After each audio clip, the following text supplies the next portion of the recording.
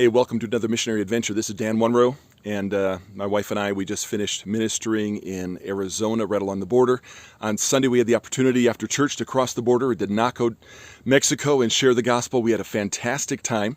So now we're heading to El Paso and on to eastern Texas, and we're just driving along the border here in New Mexico. And we saw this new border wall that was put up under the Trump administration. So this is Trump's wall. It's really high and really long. But we saw something that really surprised us. And here are several acres of border wall sitting. You really can't make out a lot. This part isn't welded together yet, but over here on the far end, there's probably a couple of miles, I'm told, of border wall. And this is probably I'd say at least 25-foot border wall. There's just acres of it right there, and it's not going up. It's not going up because ever since Ahab came to office in January, they put a stop on this immediately because they want illegals to come into the country because it helps the Democratic Party. So unfortunately, what you've got right now this year, in the year 2021, we've had, they say, an estimate of over 2 million illegals come across the border. Now, we've talked with border agents over the last few days, and we've seen there were even some illegals that ran right by us about 10 minutes before we got to an area where we were picnicking near the border in Arizona, and some Border Patrol agents on horses came by, and they were chasing after them.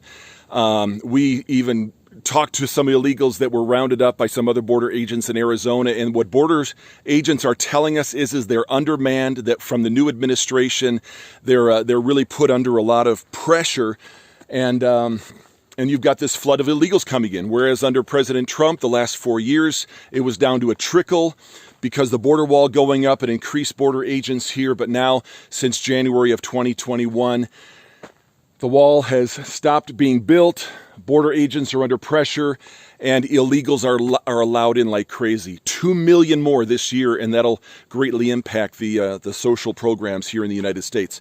We're told by the border agents that almost entirely they are young men. They rarely see women and children. About 75%, I'm told by the border agents, about 75% are Mexican. The other 25% are from the rest of Central America, South America, and even from other places around the world. So, why are we here? There's Mexico, the United States. So why are we here? We're here to pray that God would raise up a standard of His blood across our border and protect our border, because when a nation doesn't have borders, a nation is no longer a nation anymore. And people can come legally.